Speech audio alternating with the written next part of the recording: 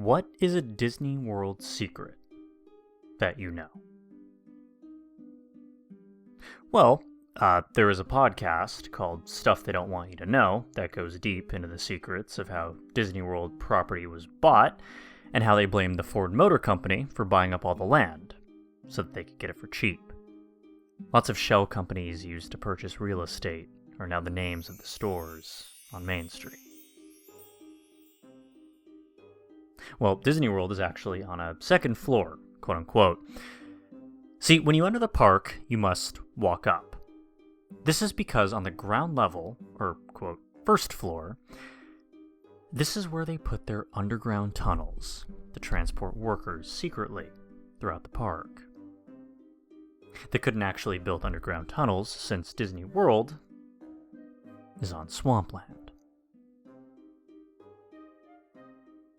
Fun fact, if you meet someone who says they work for Disney and you ask them if they dress up as a character, and they say, "No, but I'm friends with Mickey," chances are they are Mickey. Walt's apartment in Disneyland used to have a fire pole in it that Walt would use to leave the apartments. But one day, an adventurous guest climbed up it while Walt was talking with some friends. They removed the fire pole shortly after.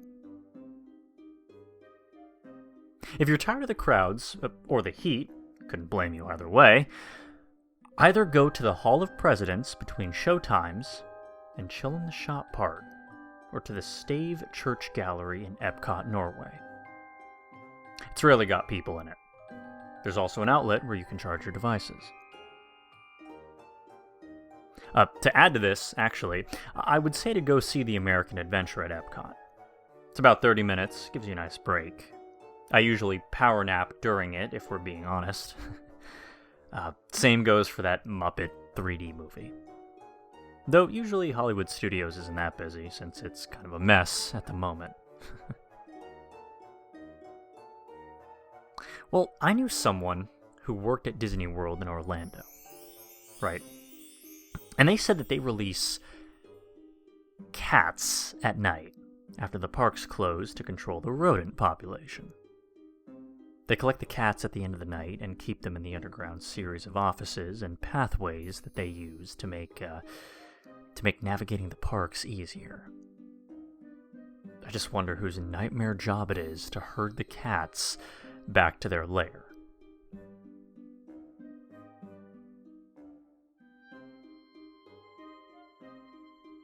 Not much of a secret, but a testament to their attention to detail.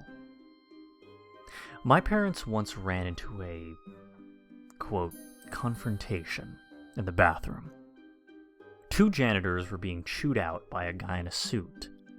Said suit takes glove and wipes the sink to show the very minimal amount of grime and is chastising them pretty seriously. And then takes a towel to clean, too. 2 weeks later, they see a magazine cover, and it's exec who ran Disneyland. A guy making millions paying attention to the jobs of the guys making so much less. Yeah, no, I agree with that. Cleanliness is a part of every cast member's job. They teach the Disney scoop, quote unquote, picking up trash while not breaking your stride at new hire orientation. They call it traditions. I was there a few weeks ago for my honeymoon, and a cast member was really rude and sarcastic to my husband. Almost soon as we walked away, a guy in a suit came over to the cast member, and it seemed like he was in big trouble. If a cast member asks you if you want to, quote, have a magical Mickey day, they are asking you if you'd like to skip the entire line. I've been to Disney World probably 10 times, and this only happened the one time I took my daughter, who uses a wheelchair. It truly was a magical day. Best Walt Disney World trip I ever had, besides my first when I was 8. Nonetheless, keep this in mind. Did you guys know that the Beatles officially broke up at Disney World? John Lennon signed the contract that legally dissolved the band while he was staying at the Polynesian resort across from Cinderella's castle. Also, Nixon's "I am not a crook" television address was filmed inside Disney's contemporary resort, where he was staying as a guest. It's kind of interesting that no one's brought this up yet, but every land in the parks has its own unique soundtrack. And when you transition between lands, the music is a cross between what you hear in both lands so that it, well, kind of seamlessly transitions. Except between Tomorrowland and Fantasyland, as, well, there's no natural way for those soundtracks to blend. So outside of the Tomorrowland Speedway is the only place in any Disney park where there is no music. Edit. I got some more. The Tower of Terror is actually so tall that it can be viewed from Epcot. To not break immersion, the back of the tower was designed to architecturally fit in with the Morocco Pavilion. The Tower of Terror at night has a singular window with the light on, with the silhouette of a man in the window. Animal Kingdom is the only park with doors on the bathrooms, in case an animal escapes its enclosure. Kilimanjaro Safaris has a larger area than the Magic Kingdom. And all Disney cast members, their official name of their employees, when giving directions, you probably noticed, never point with one finger. I could go on and on and on, but I'm sure you've noticed and get the point.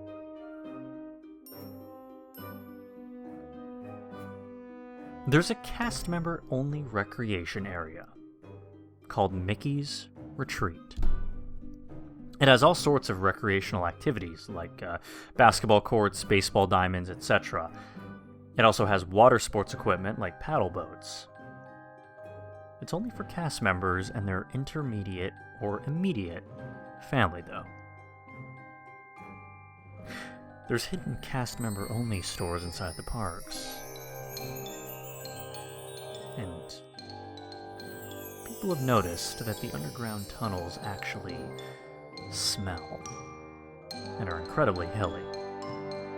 It used to take me 20 minutes to walk from my location in the park to the employee shuttle via the underground tunnels. A lot of things at Disney are designed to tell a story. I mean, ever notice how you can't just drive to Magic Kingdom and you have to take the monorail, a boat, a bus, just to walk in? That's because the Imagineers want to transport you back in time to a town called Marceline. This is where Walt grew up. Main Street is modeled after a typical small town.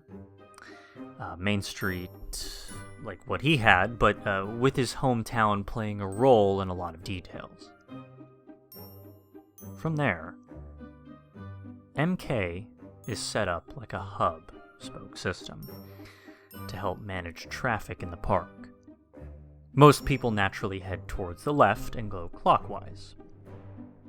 The spokes, that is the hub being the castle, lead to each land. At Hollywood Studios, there are offices hidden in the parks as well. Imagineers work in these offices. They come out every day for the dining with Imagineer guests. Imagineers aren't just people who design rides, movies, games, or the like.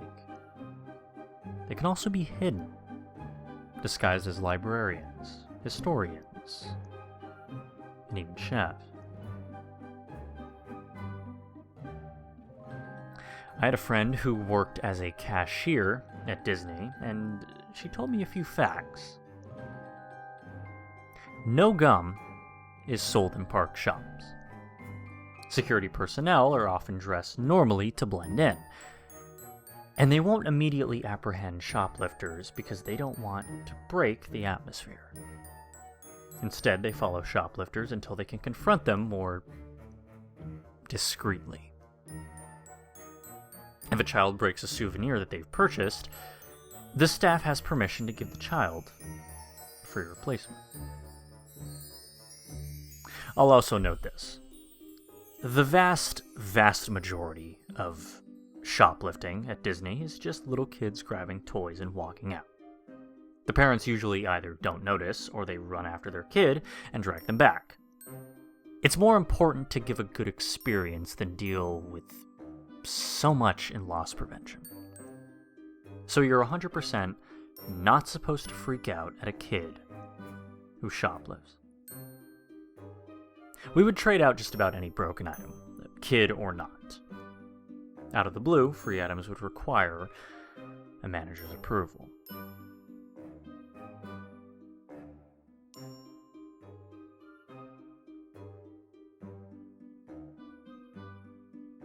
I'll leave you with this one. I do a lot of work with Disney departments in SoCal, and a handful of us were taken to Club 33 last year for lunch. It was good food, but yeah, the prices are outrageous. There's a bar/casual section now to the left as you approach the upstairs reception desk. No reservations required. For reference, Club 33 is above the shops next to Pirates. The door is fairly plain looking, and you'll see a doorbell on the left side with a 33 emblem. That's the only thing from the outside giving any hints. We were also brought in from the office building north of Toontown.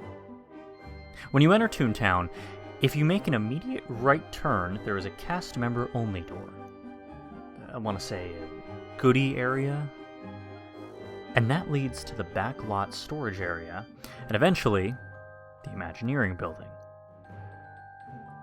Non-park employees are recommended to remove their badge when entering the park, because any badged employees are required to help any guest who asks for help when inside the park. Oh, and between you and me, I think Club 33 is the only place that serves actual hard alcohol in the park.